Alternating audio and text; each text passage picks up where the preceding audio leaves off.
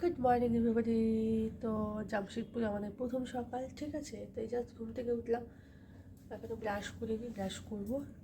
আর পাপা এদিকে অফিসে বেরিয়ে গেল, ঠিক অফিসে মানে কাজে বেরিয়ে গেল, সাইটে বেরিয়ে গেল। আর মামা ব্রেকফাস্ট অর্ডার করা হয়েছিল, ব্রেকফাস্ট খেয়ে গেল। এদিকে মামা ব্রেকফাস্ট খাচ্ছে, কী খাচ্ছে তোমাদের দেখিয়ে দিচ্ছি না।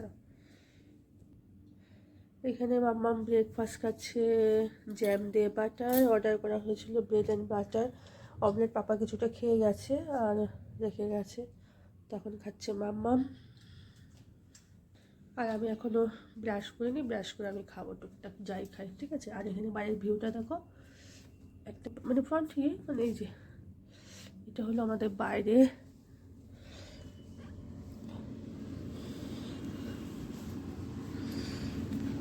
পুরো চারদিকটাই তোমার হোটেল আর হোটেল, ঠিক আছে। এই দিকটা যেখানটা আমরা আছি চারদিকটাই শুধু হোটেল আর হোটেল।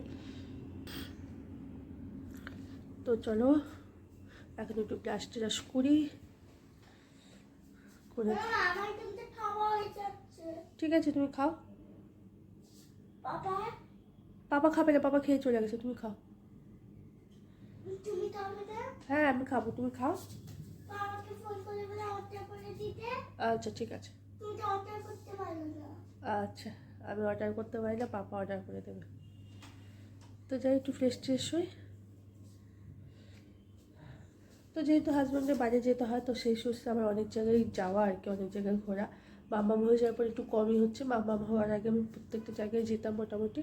আর হওয়ার পর একটু প্রবলেম হলে, ছোটো বাচ্চা নিয়ে যাওয়া অসুবিধা বলে এই দু একবার এসছি আর কি। এই প্রথম আসলাম মাম্মামকে নিয়ে জামশেদপুরে, এর আগে একবার শিলিগুড়িতে গেছিলাম, সেটা তো তোমরা দেখতেই পেয়েছো। তো চলো ফ্রেশ হই, তারপর সারাদিনটা দেখতেই পাবে কী কী হয় না হয়।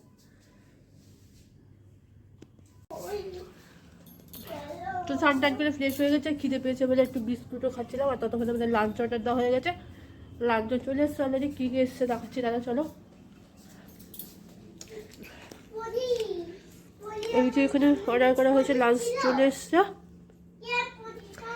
মাম্মাম তো পনির খাবে বলে পনির অর্ডার করেছে, ঠিক আছে। তো দেখি এখানে কী আছে, দেখো পাপড়। চলো তাড়াতাড়ি খাই, খুব খিদেও পেয়ে গেছে। মাম্মামের বেশি খিদে পেয়েছে, তাই তো?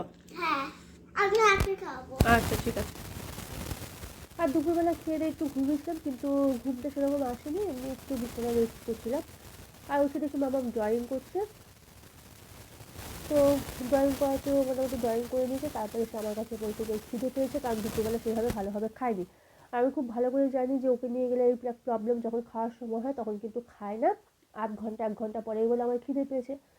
যদিও টেনশনের কিছু নেই, কারণ খাবার অলরেডি রাখা আছে। দুপুরে যে খাবারগুলো অর্ডার করা হয়েছিল সেটাই অনেকটা বেঁচে গেছে। চিকেন অর্ডার করা হয়েছিল তোমার, তারপরে পনির অর্ডার করা হয়েছিল, ডাল অর্ডার করা ছিল, আর ভাত ছিল। আর ওকে নিয়ে গেলে না, এরকম এর আগেও আমি একবার প্রথমবার যখন ওকে নিয়ে ঘুরতে গেছিলাম, তো তখন আমি খুব প্রবলেম ফেস করেছিলাম।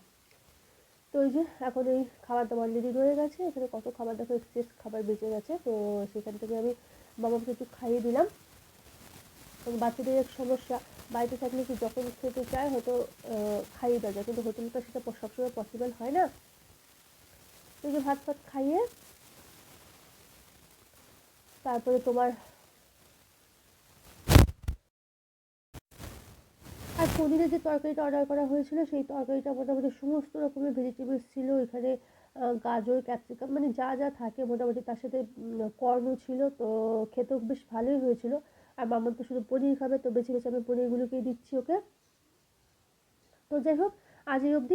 পরপর ব্লগ আসতে থাকো, তোমরা দেখতে থাকো। আর ভালো লাগলে একটা লাইক করে দিও। আর এভাবে সবাই পাশে থাকো, আশা করি তোমাদের ভালোবাসা তোমাদের সবাইকে নিয়ে অনেক দিয়ে গেছে তোমার মতো।